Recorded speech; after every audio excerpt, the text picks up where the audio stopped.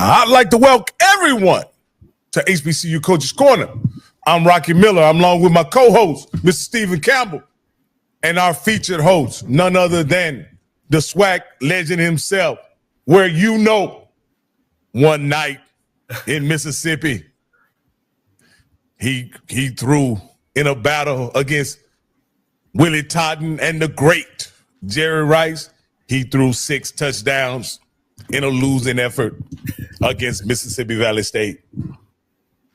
None other than our main man, Johnnie Cole.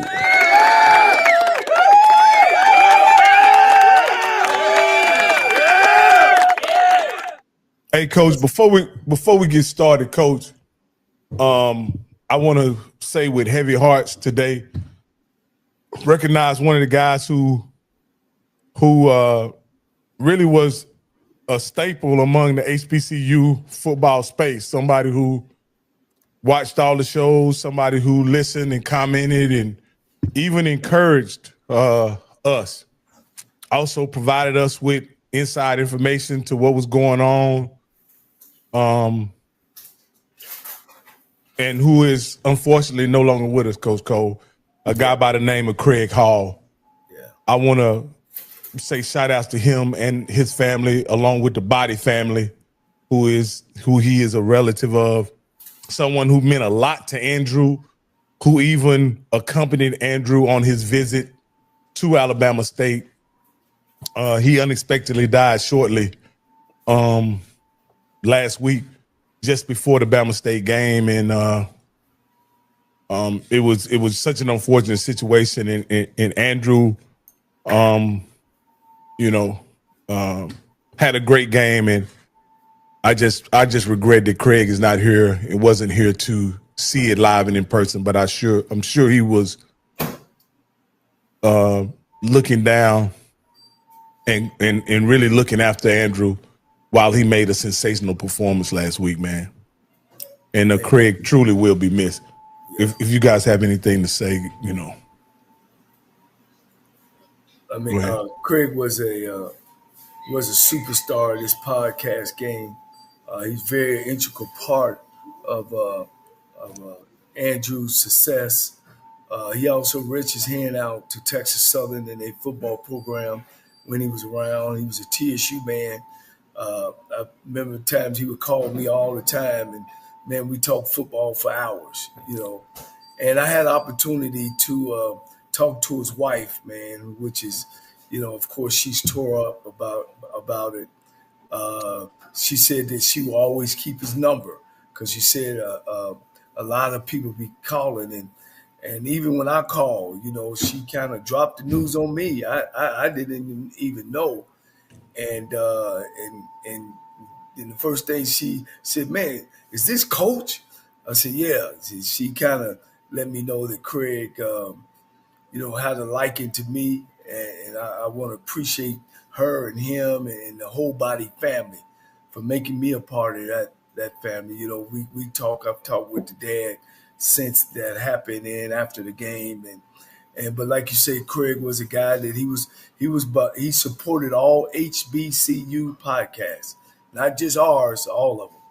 So he's going to be dearly, dearly missed. He's going to be missed by me personally, and I wish him and his family and I'm sending up prayers for him. Well, I can say the same thing. I talked to Craig a couple of times. Loved his nephew, big supporter, and would reach out, and when anytime I was doing a skit or something or a comment, would always comment with a positive comment. So once again, I always say this, and Coach and Rocky, you're gonna understand this too. When you come up through this space, it is a big family. Now, we don't always get along with everybody. We don't like everybody, but we're still family. And what this space allows us to do is to all enjoy successes and support each other when there's situations like this. So to the Body family, prayers out. To the Hall family, prayers out. And like I said, once again, I just want everybody to know we are here to be positive and be supportive, just like he was. So I ask everybody in his own name to be the same, because he was always uplifting, never tearing anybody down. So that's the thing about it. And that's what's great about this space. So I hope everybody will learn from him, because that's what this space is really all about. You're going to be missed, Craig. No doubt, man. No doubt. Well, the 2025 college football weekend, HBCUs. Man, we've seen a lot of good football, Coach. We've seen a lot of good football. And I just want to say, as being a coach before and overlooking all the swag, man, I'm going to give them a B. I'm going to give the whole conference, MEAC, I'm going to give it a B. I've seen some great things. I've seen a lot of, good coaching decisions. I've seen, the uniform, how they carry themselves, the execution. I thought it was good. I think it's going to be tight. Some of the games were close. Of course, we know the Prairie View Texas Southern came down to 6 seconds. Florida A&M and Howard came to 1 point. It was some good football. It was some good football this week, and I'm ready to go. If you guys ready to go, I'm ready to go. Well, Coach. This week one got started off on Thursday. And I got something I want to say, and I'm going to get after myself for a little bit, Coach, because I'm disappointed in myself, and I want to say this, because we had a performance on Thursday by a young man in this conference that was absolutely sensational, and I had seen him play. I seen him play in his first college football game, not knowing it was him, at Baylor, and he came on the field against Baylor and was outstanding, right? I seen him play his whole freshman year and his sophomore year, and he, from a production standpoint, he was sensational, and for whatever reason, during the time when he got injured in his sophomore year at Alabama A&M, till Saturday, his ability in this conference was sometimes people's the legend of a person grows as you get farther away from their performance. But for some reason with Andrew, all the performances he had prior to him being injured at Alabama A&M, they were diminished for some reason. They were almost like swept under the rug, right? Almost like those things didn't matter. And I fell into the trap in somehow doubting what I had seen many times before. And when Andrew got a chance to play last week, he reminded us of who he is. And we all know who he is. We don't have to guess about who he is. Yeah. And he showed us. And so what I'm saying is, and I'll just sum it up and say it like this: I'm disappointed in myself because I doubted my own eyes. I listened to guys like Zoe talk about he hadn't beat nobody as a quarterback, understanding that they didn't win not because of Andrew. Andrew did all he could to win. If everybody on Andrew's team played like him, then they would be conference champions. You understand, at TSU? But unfortunately, you were one of the first people that, and you're a quarterback guru, Coach. You said this guy's the real deal, and he says it's surprising that he's this good with the level of coaching he's been given up to this point. With better coaching, he can be sensational, probably even a pro prospect. And you said that. And I want to apologize to Rick, him. I want to apologize even to Craig, and because I fell victim to diminishing what he had already done in this conference and almost forgot who Andrew Body was, Coach. And I want to apologize because he reminded us on Thursday.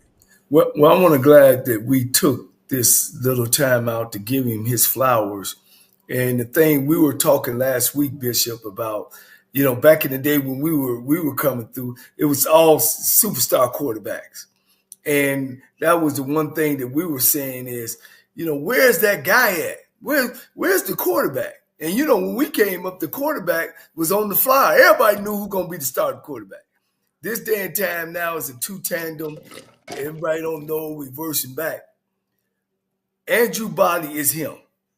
He is the guy. And I think if he continues and stay healthy and they continue to be positive, because they're going to beat some folks. Of course, they got to get their defense straightened out. But this kid is him. He's the real deal, And if you've stayed with him since then, he's a hardworking kid. He's just as good off the field with his parents and with, he's a team guy. And he's the real deal. And I really think that if he stays on this pace, he will get an NFL look. He's got size. He's got speed. He can play different positions. I'm not saying quarterback, but I am saying quarterback. He might can go to wide out. He might can play a free safety or a strong safety because he is a tough kid. So I'm letting you guys know he's on the clock. Well, I'm talking about the NFL clock. Let me say this, Campbell. I'm gonna ask you, Campbell, because you're a historian, Coach. You may be able to input on this. When the last time the SWAC or HBCUs, for that matter, had a guy to pass for 300, run for 100 against a Division 1A opponent? Now, well, I'm going to tell you, so here's the thing. Now, Coach, I don't think Tavares Jackson ever did that against FBS. Now, Steve McNair, did he do that? Yes. Like one game? I think he did against Mississippi State, or not Mississippi State, but Southern Miss. Maybe I don't know Southern if he rushed for 100 yards, but it's close. Yeah. So I'll answer this. The person who had the potential. So when you start throwing names like Tavares Jackson and Steve McNair out like that that alone, no matter the amount of 300, 100, but the fact that it's in that conversation says something. But I'm gonna give it right back to you. But I want to say something, and I'm gonna say what Coach said. FBS play, okay? He played at FBS school, right? So no matter the level, it's still FBS. He had the most impressive offensive performance of any offensive player this weekend. At any level. Show me enough. And like I said again, I know there's levels because there's group of 5, but FBS, that's who he played against. He had the most impressive offensive performance for the whole weekend. And interceptions. No interceptions. So that's interesting. And shout out to Andrew Body.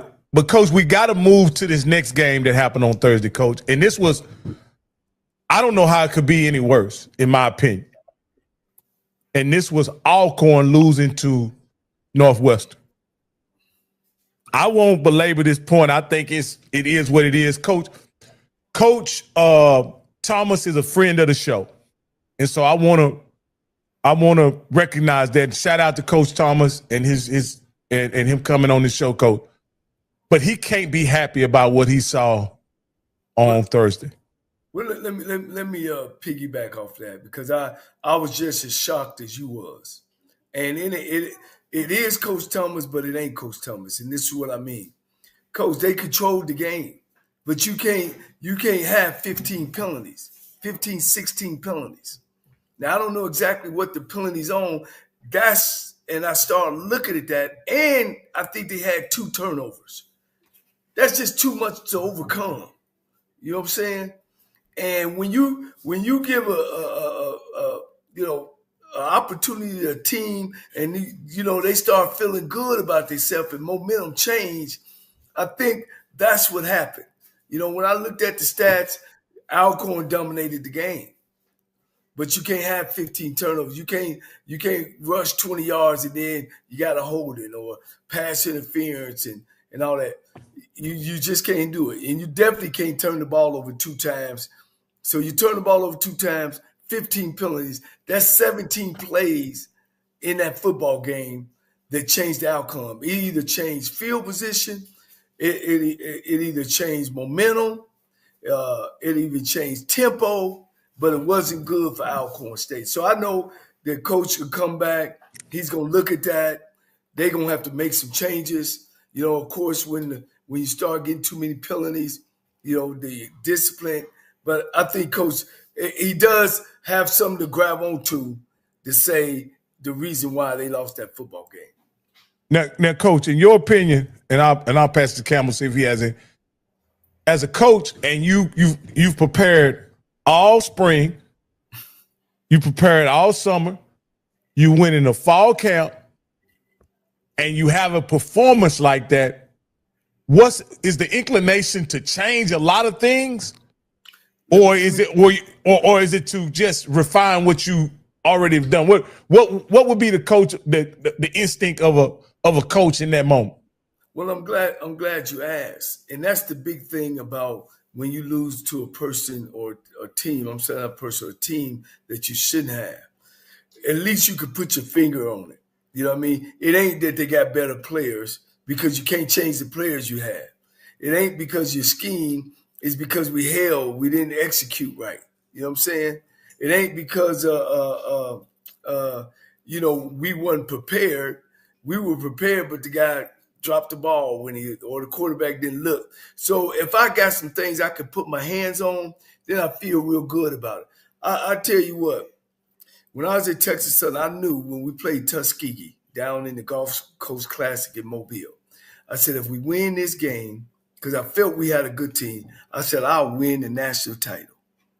We went down there, guys, man, and drove interception, fumble, penalty, and ended up losing to Texas Southern. I don't know what time I was so mad and so upset at my football team and my quarterback. Man, I benched him for the next 2 games. And, it hurt so bad because it was just like what you said. I couldn't put my hand on nothing. We were a better football team. You know what I mean? But I had a quarterback threw 4 picks, four uncontested picks. And it was just wild, man. It just bring back the memories. And I tell you, when we got back to the school, man, I told him, man, take that tape and throw it away. We didn't even watch that tape. We didn't talk about the game because I didn't want it to beat me twice. So I said that to say, coach got to go in there, make your corrections. Don't get on the team so hard because you don't want to get them down. Then now that team don't beat you twice. You're going in to play your next game, you still talk about the mistakes on that one. We didn't watch the film. I didn't even look at the game. We just started on the next game, man. And of course, you guys know we rolled on to a SWAC championship. Well, coach, that's what if I was a coach and my livelihood depending on winning football games, losing to a team that had won the game in 20 tries, coach.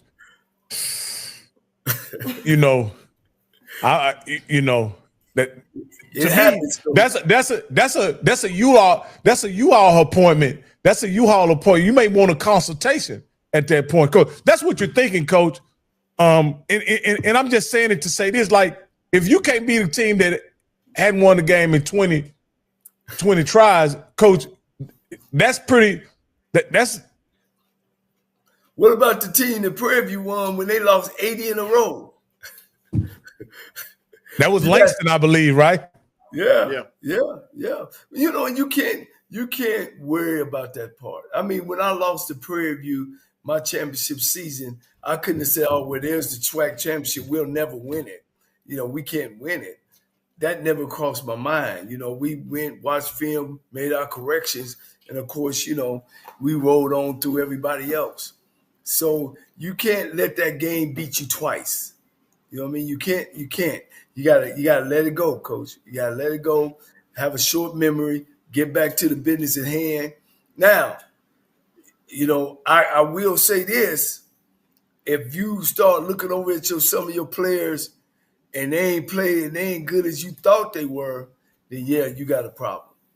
You got a problem. But I mean, statistic wise, Alcorn dominated the game, except in the turnovers and in the penalties. Hey, And I think coach is going to get that corrected. And I'll just bring Campbell in on this conversation because your fan base faced a devastating loss last year by a team that hadn't won a game, I don't believe. How did that impact the morale of the fans? And do you think can you compare the two games for each fan base? The Alcorn Forum fan base, which has a winning tradition of winning SWAC championships, being very successful. You guys have a winning pedigree, having recently won the Black College National Championship, but lose to a team who was winless at the time. Can you compare those two, or are there two different circumstances? I'm going to say this, and I'm going to just tie the stats in. Alcorn's quarterback, Jalen Tolbert, 19 for 44, 182 yards, 2 interceptions. Northwood State, Abraham Johnson only went 9 for 18 for 85 yards. So, again, it kind of starts to stop at the quarterback position, what I saw when I watched this game with Alcorn. Of course, through the pick six. Well, Alcorn got the pick six. And so they didn't even score a point. They scored 3 points. I think the thing, our loss is way, way, way more devastating because, A, it broke a streak, and it was a SWAC game and Valley. The one thing that Valley's going to be able to say, and this is the thing that you always hear, well, it wasn't a conference game. They're going to be able to say that. So for them, again, while the loss is big, and, for a lot of people, they'll hear the 22 games, Alcorn can right the ship real quick by starting winning SWAC games. So they had a bit for us. There was no righting the ship after that. No matter if we beat Bethune or Alabama A&M, which we did afterwards, there was no we lost to Mississippi Valley that broke a streak that that streak should not have been broken against Valley. So it was way more intense, way more into that. So for Alcorn, I think while they're embarrassed, I think that for them, I think their fans are going to be able to brush it off much quicker because, again, if you ask half of those fans the name of the mascot of their team, 90% of them couldn't even tell you. They couldn't even tell you. I'll tell you, over half of them probably didn't know, other than if they looked on social media, that school had lost 22 games straight. Yeah. So they don't have anybody where you got in the conference constantly every day. I've got to hear, which we got people in the chat, which I don't care, but that's what I'm saying. That's going to remind us that we lost the Valley. You see what I'm saying? That's part of the conference. So that's part of the lore. So family got to own it. I think Alcorn, for them now, the thing that, and you know what, I'm going to say this, and Coach, I want to get your opinion. Before I started doing the show, right, I always had empathy for coaches, but now doing this show, talking to them, I really have empathy. So the things I think I want to say, I don't say, because when I sit back and again, like you say, Coach Thomas, he comes on this show, he feels good, he's got the quarterback, and then what you say, your team, that hurt me. That's one of our guys. You know what I mean? Everybody that's came on Coach's Corner, I have a personal relationship now to me. So I root for them no matter what. So when I see it, it is not just some random joke, oh, they lost, 22. These are things that I know Coach Thomas, his staff is like, the pressure's on now. And I don't care what people say that doesn't. And, we'll get to FAMU. We'll have a whole segment about FAMU. But the pressure's on now. Because now you got to think about, is this the right person that we put at the quarterback? Did we have the right plays called? What a mistake. Because you got to restart all over and rebuild. Yeah. So that's the thing that I find interesting when I see a loss like this, that going into it. But I think, once again, what you can do, you can recover by starting winning SWAC games. Well, one thing about coaches, man, that's true. You got to be true to yourself. And I talk about how I learned and things like that. I remember playing Kentucky State at Lane, and we got to the stadium late, and we running out trying to get dressed. That's on me. That's on me as the coach. You know what I mean? We wasn't prepared. We didn't get there early. And, coaches, they take them dark days and dark times and look in the mirror and really, really, really, you know, you got to really, really be true to yourself. And that's one of the worst things I hate when I'm around coaches and I'm around a program is where I see a coach always blaming it on somebody else. Sometimes, you know, you got to blame it on yourself as the coach. You know, did I have a team prepared?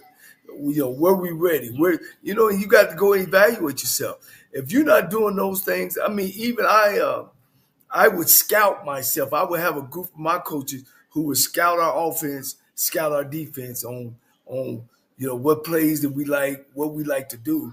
You know, you got to do checks and balance because you understand you got to know the whole gamut of it.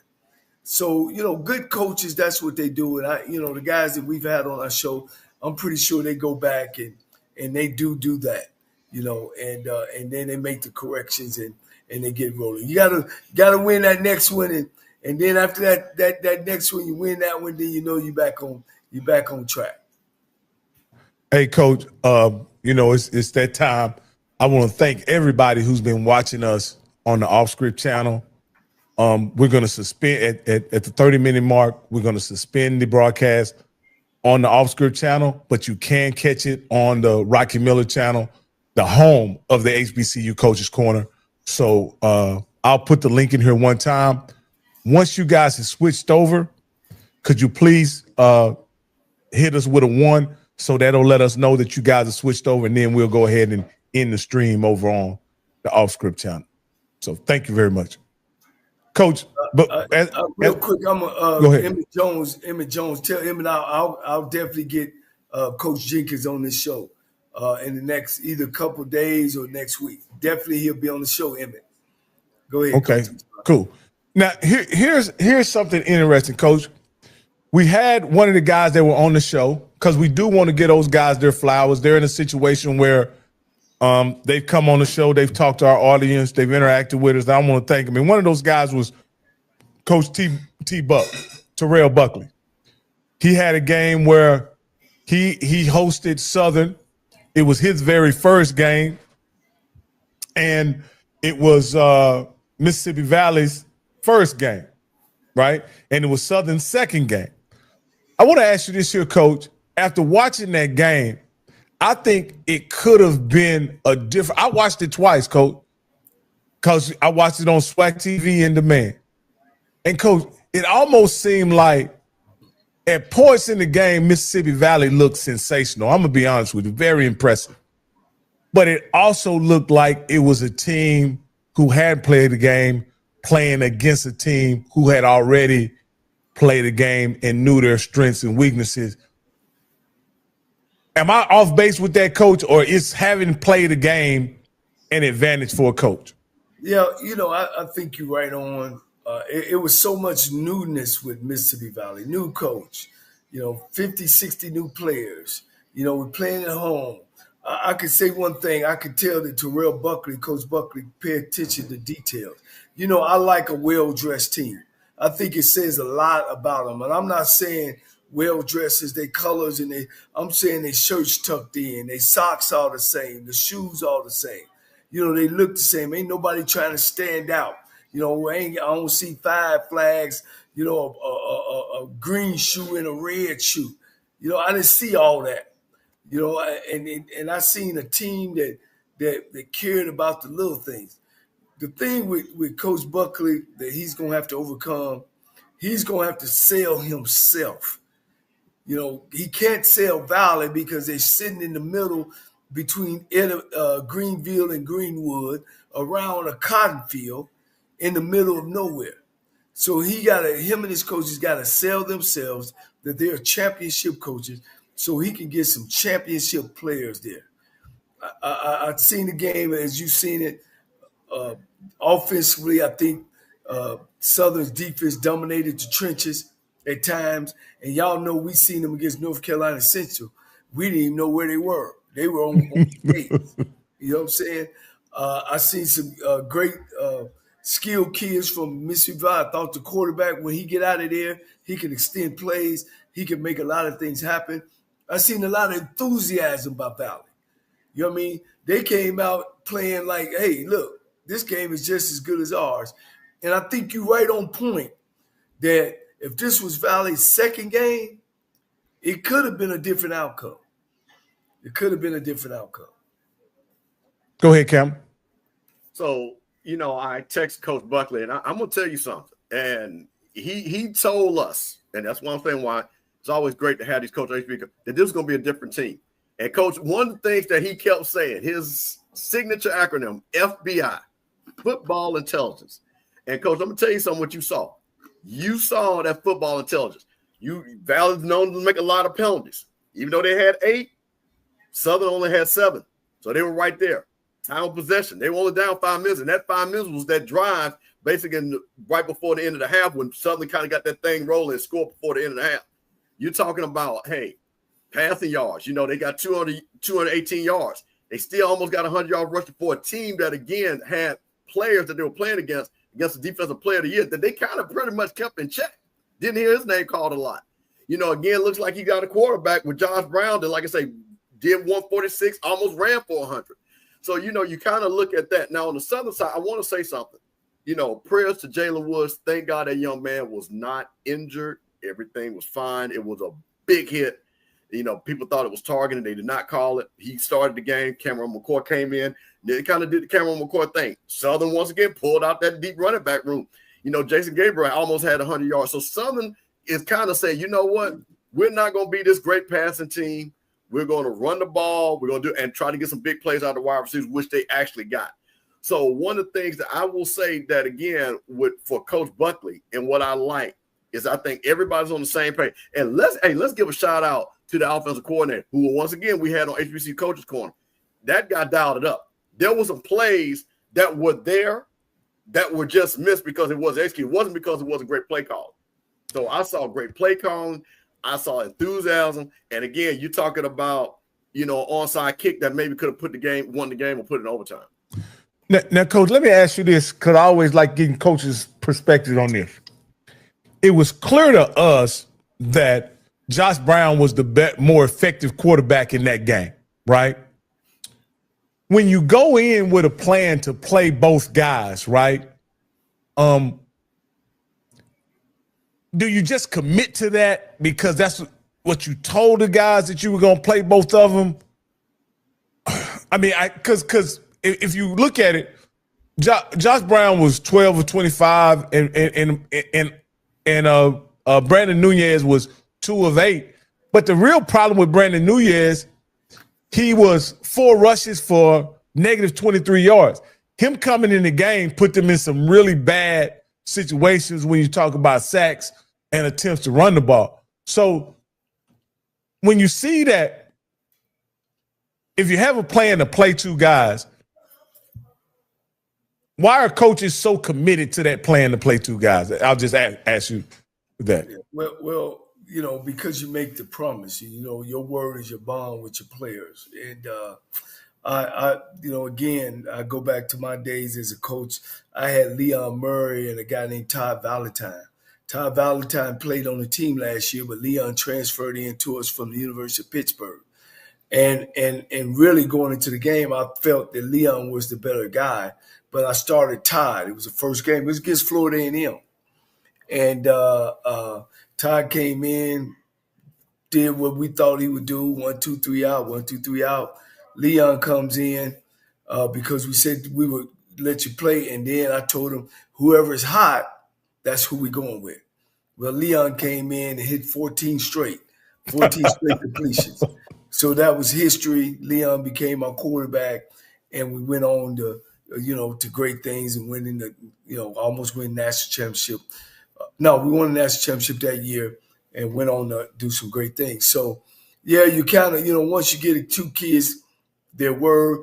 But, I mean, and it depends. If that quarterback you put in there, he get hot and he's moving the team, you kind of stay with him. But if he ain't moving and we ain't scoring, then you stay with the system. So, once you make that commitment to the 2 guys and tell them we're gonna play both of y'all. But always, to me, I think you should put on the end.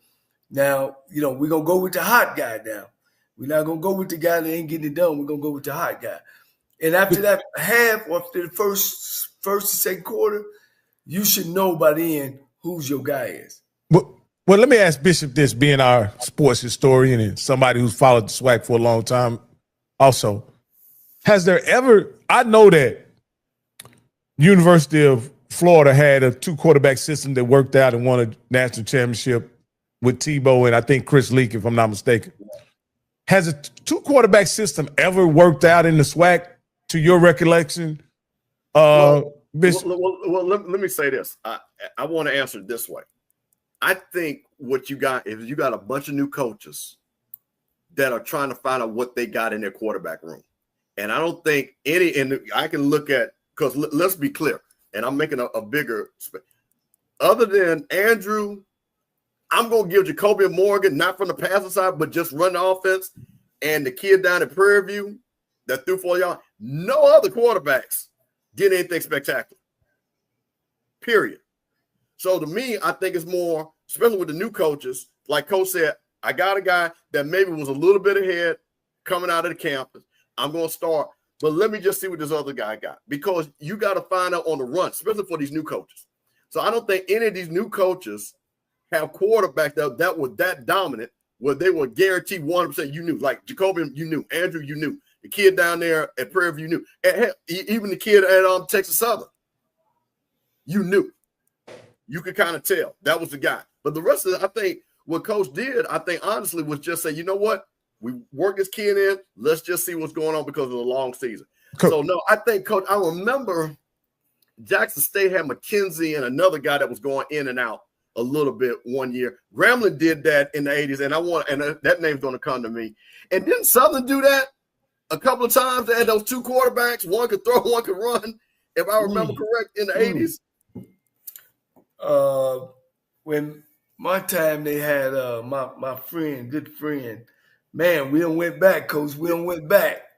But you know what I'm talking about, right? Because they kind of did that. But I know Jackson had McKenzie, and there was another guy that was with McKenzie. McKenzie finally went on and started and stuff like that. WC kind of went with it. So Rocky, to answer your question, I think for this situation, you got a lot of coaches because their quarterback room is not 100% settled, that they want to give an opportunity to the other guy. Well, let me go ahead. No, I just wanted to say something you always say, Coach Cole. Since you and I have been working together, Coach Cole, it has frustrated you to a great deal that these guys won't pick a guy and develop that guy. And you've pointed out many times to me, whether it be on the phone or through text, that it's important that a team settles on somebody so you can start building chemistry and determine what kind of offense you're going to have. Coach, go right ahead. Well, because the court, and that's the problem. We don't have good quarterback coaches. You know what I mean? You got to have good quarterback coaches, and most of the time, a guy who played this position, because the quarterback handles the ball 100% of the time. 100. He gonna touch that ball every time. He has to feel comfortable. You have to either take your offense and build it around a guy. If you in your philosophy, if you're a throwing guy, then you got to get you a throwing guy back there. Like for me, I don't really like a running quarterback, a guy that ducks and run all the time. I've said it for the longest. When I see these guys playing at these other schools or even in the pros, where they can't go through their progressions, primary, who's my primary receiver, who's my secondary, then I drop it off. You get guys now drop back on primary and over, he gone out of there. You know what I'm saying? So that's telling me right now this guy's not going through his progressions. And you got to be, as a coach, you got to know. But what we do, we sit back, especially these young African-American quarterbacks, we sit back, he look at his primary, it ain't there. He fake everybody on the field. The crowd going wild, the players going wild, and he don't miss his primary guy down the field. But because he didn't see him, you got to trust the system. You know what I'm saying? There's different holes in coverages that you just got to let the ball go and trust the system. And the guy scored a touchdown, and then nobody coaches it. He the best thing in holy mo. Me, I'm going to watch film. I'm going to go through the progression with him, and I'm going to get on his ass. Because when you play them good ones, we could take one. We could take one Bishop and DeBoer Clark, David Wright. David Wright, when he played and he scrambled and he found boom, 3,000-yard passes. But when he played a good team, how many interceptions he threw to against Miles? Miles, probably 13. Well, that was one game. That was one game. He threw almost 11, 12. Because what? And I can say it's because they didn't coach him through them tough times. They had to teach him how to trust the system. And, and you got to have good quarterbacking coaches that you got to coach a quarterback every day, every play that he comes back. Coach, let me say this, Coach, and this is going back to the Mississippi Valley Southern game for a moment. Southern was able to pass the ball had some success passing with Jalen Woods, right? However, they weren't really putting points up. I think having Cam McCoy come in the game simplified the game plan and made it a priority that they run the football. So what I'm saying, Coach, sometimes I think the quarterback in this situation for Southern made them a running team, and that was their best option in order to win the game because it shortened the game. You took the time of possession away from Mississippi Valley, and it gave your team an identity. And to me, those three things were the recipe for Southern to win the game because I think they came in the game wanting to throw the ball all over the yard because just in a quarter and a half, Jalen Woods had attempted was 9 for 13 for 70 yards, but they were they were passing for 5 yards a pass. You might as well hand it off.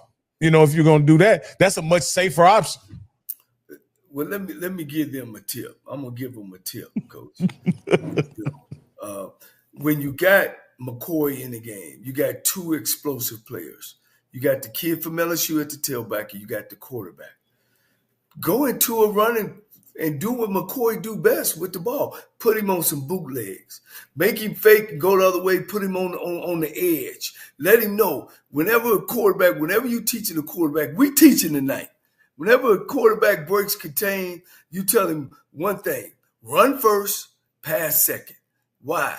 Just give me 3.5. Give me 3.5 on first, 3.5 on second. That give you second, and you give me 3 on third. What we doing? We moving the chains. That's what you want to do. So if McCoy is going to be the guy, let him be the guy.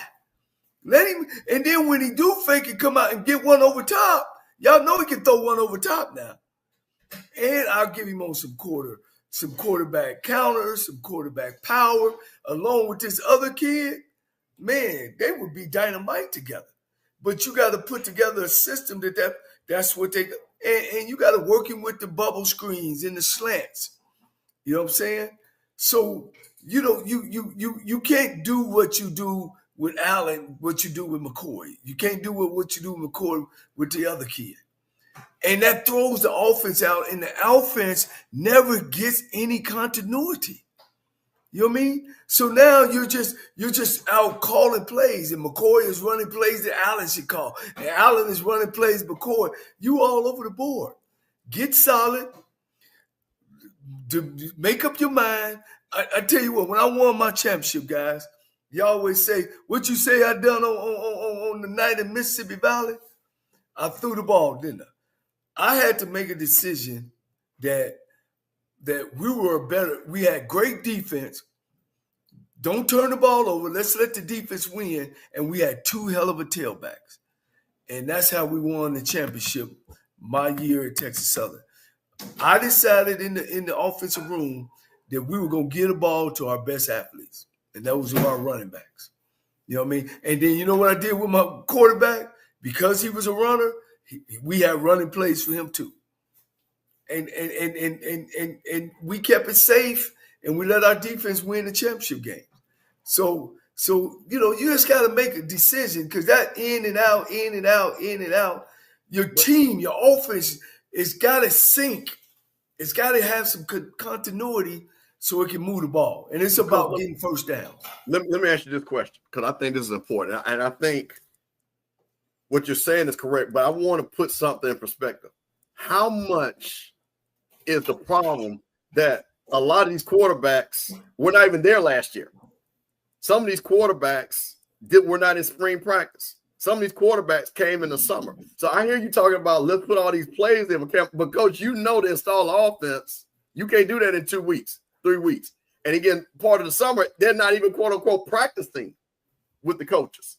So what I'm looking at, I bet you we start looking at some of these players and look at transfers, RJ from FAMU, Cam from Southern, you start seeing things. But now start looking at the quarterbacks there. Andrew's been in that system.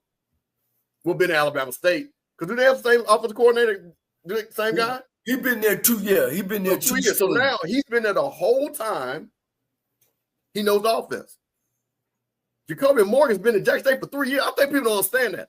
What more does he not know about that offense? He's been there for 3 years. TC can put all types of stuff in there for him. So, but when you start looking at these other guys, while you see it, can Southern really put in all these plays? And somebody tell me when Cam McCord got there. Because like I said, I think he got there late spring or the summer. So I think that has more to do with is the continuity. You know, you got the kid in. He didn't throw for a bunch of yards, but he was effective with that offense down in Texas Southern. Yeah, he's been there. It's the same offense. Even Peters, different offense, but he's been there. So I think that has so there you go. So Crook, thank you, Crook. He's been there for the summer. So what, you know, again, we see this is my thing, Coach, and I want to point out because this is HBC Coaches Corner. And I've just seen a line in the diaspora. Oh, these coaches can't coach. These coaches don't know what to do. But they don't realize, Coach, you got to be able to time the coach, right? Say that again now. You have to be able to coach. You have to have time to coach. And my point of it is, how can you coach? How can you? Yeah. So my point of it is, while Coach, you're a great offensive mind. I don't care what it is. If you only got 3 weeks with a kid, that hobo offense ain't gonna be the hobo offense. It's just gonna be the whole offense, and then we gonna get to the bowl later. You see what I'm saying? That's my point. So that's what I think we see with a lot of these guys.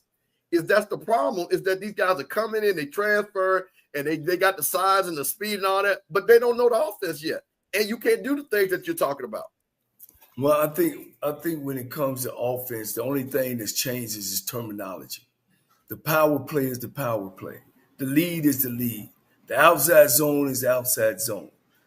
You know, so some of the blocking schemes are all the same. You know, it's just the point of attack. Once you learn the point of attack, you know, you gotta believe in yourself, and you gotta know, you know, what you get. I mean, Leon Murray came in, and we didn't have him in the spring. He came in the fall. You know what I mean?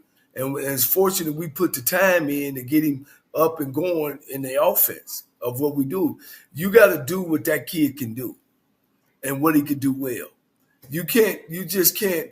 If you got a kid that can't throw the ball that well, then you got to put some things around him and make the passes they throw are nice and easy. But I just don't believe in the alter.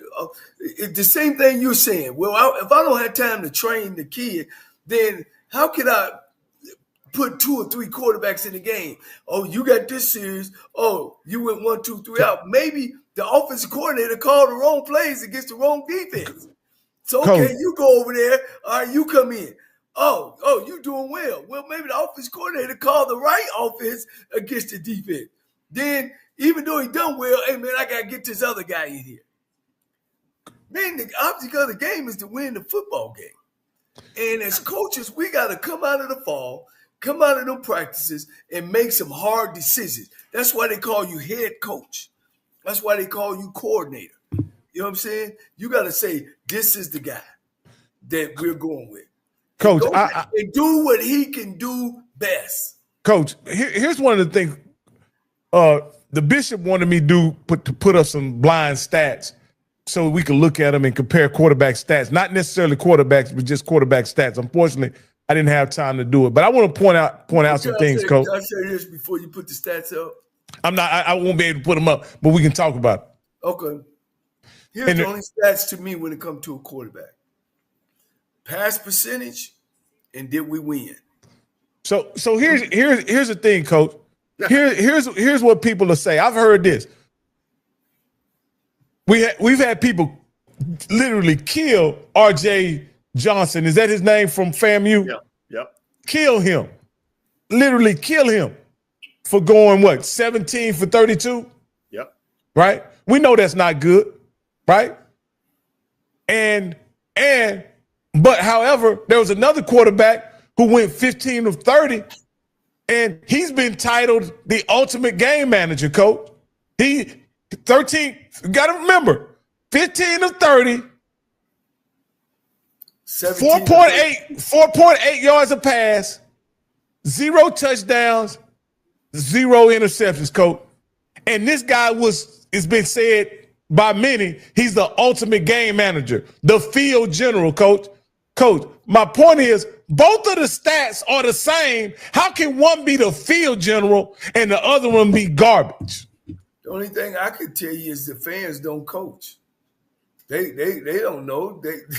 They don't know.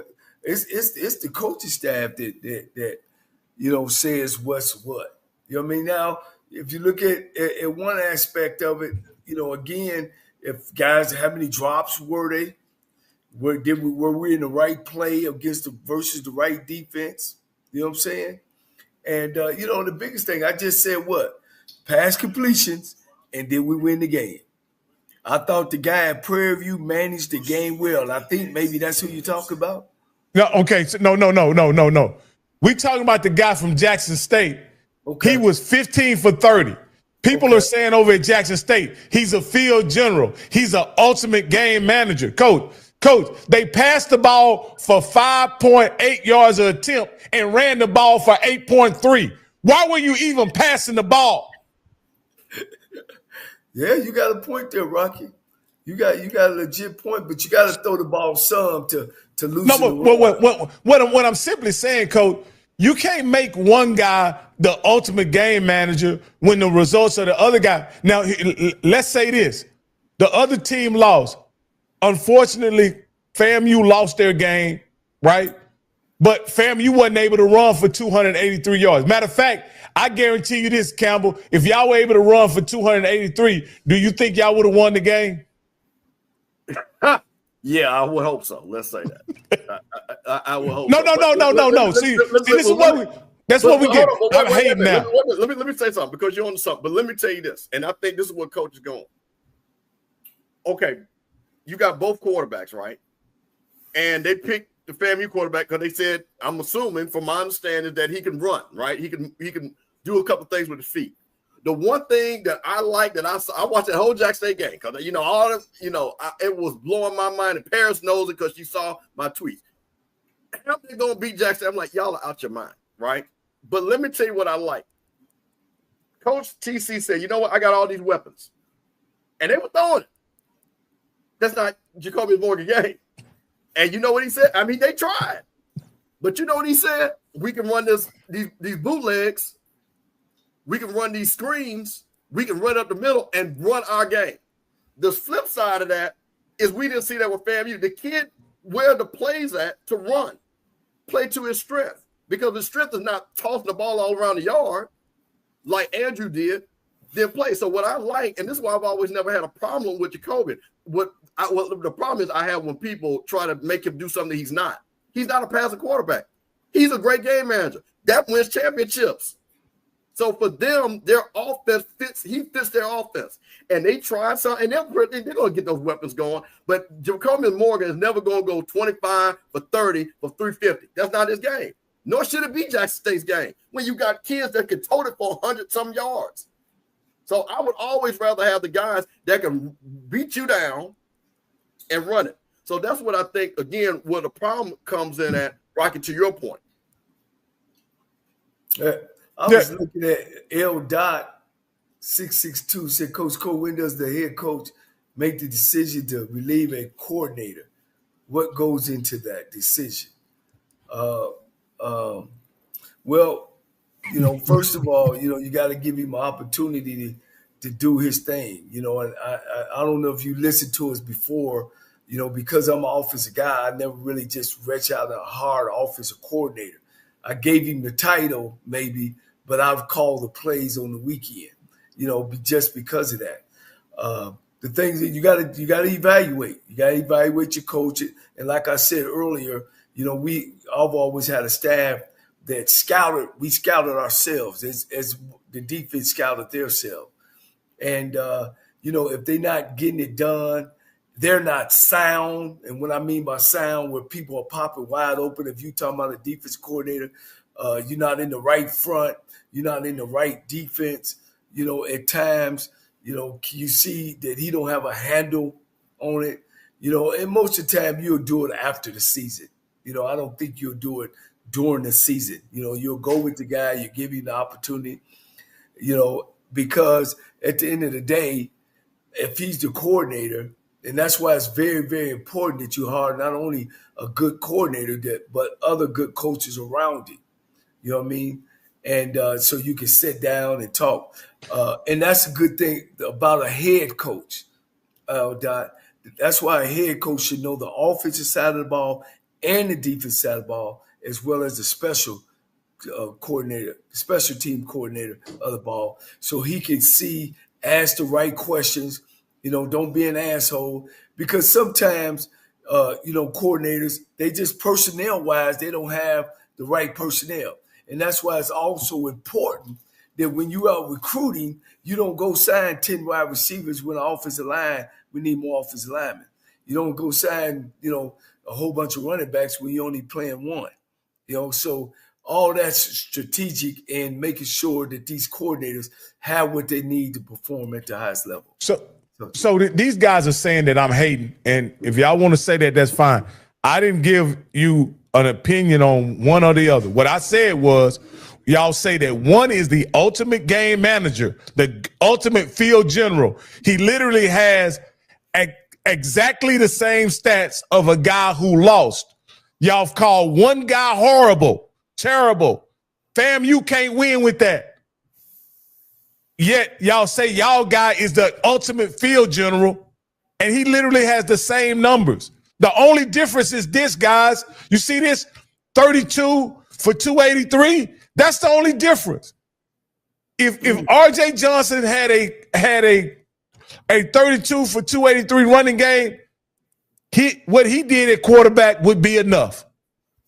And I will say this, if y'all only could pass for 89 yards, where my camera at? If y'all only could pass for 89 yards, y'all would have lost against Hampton. Guarantee it. Guarantee it. Wow. So don't tell me that one guy's the ultimate game manager and the other guy is trash, because that's just not true. Y'all are making the narrative fit because y'all like the kid, because y'all ultimately won the game. I get it. But at the end of the day, one stat line is no better than the other. And I'm done. Yeah. Neither stat was impressive, Coach. And I understand what you're saying. Sometimes we get caught up in our feelings. My name is Danny Wilson, and I won $500 on the lunch break with AJ Jones.